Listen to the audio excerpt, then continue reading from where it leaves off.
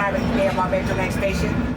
The Loop Trolley is a 2.2-mile streetcar line with 10 stops, and at the end of October 2024, it concluded its 6-month operating season. A few weeks later marked 6 years since the Loop Trolley opened for passenger service, 6 turbulent years. Before it even hit the tracks, the trolley had already derailed a few times. There were long construction delays, and it went over budget. $7 million over budget, with a price tag of $51 million to complete.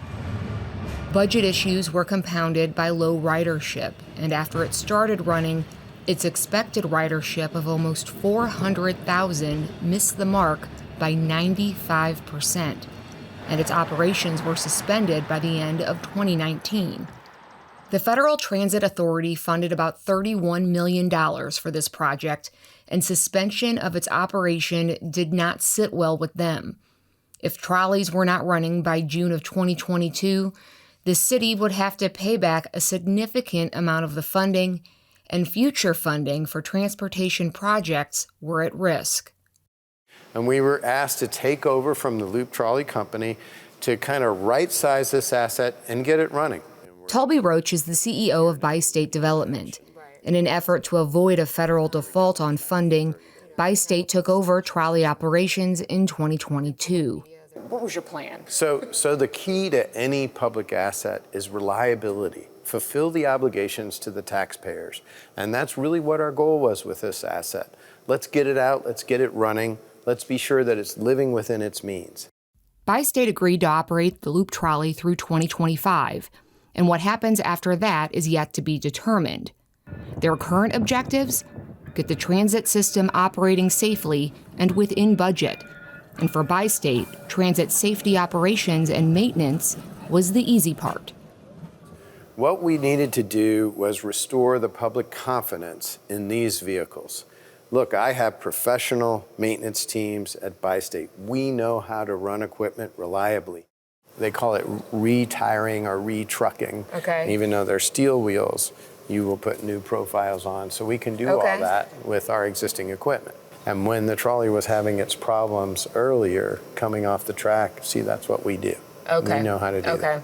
So wheel profiles. And that was what was missing originally, was that? Yes. You can't just run one of these in your backyard.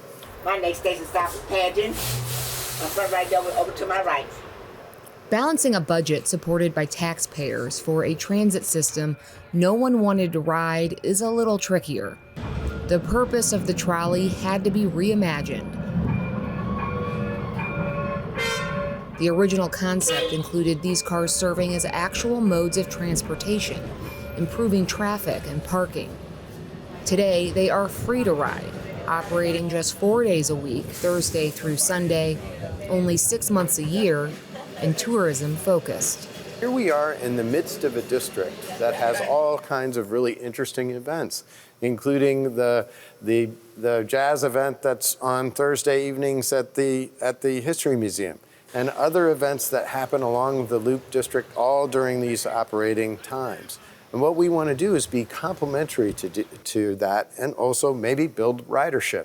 If we build ridership, it means that the asset becomes more viable, and the realization of a taxing district becomes real.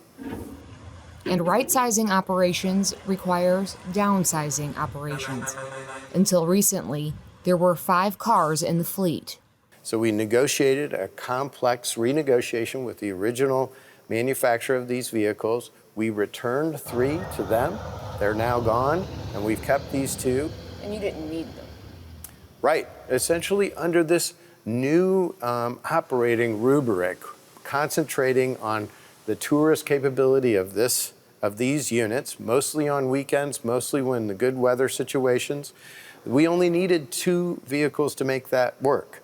And we renegotiated the operating plan with both the Loop District and the Federal Transit Administration, and everything is square.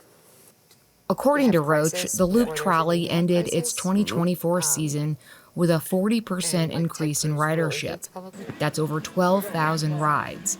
He says they have accomplished the goal of living within the means and expectations of the taxpayers and are currently operating in the black. Now they can explore how the trolley can benefit the district it rolls through. We'll look at all those assets and see what we can do so that we start having this be really a crown and the jewel of the Loop District. For Living St. Louis, I'm Anne Marie Berger.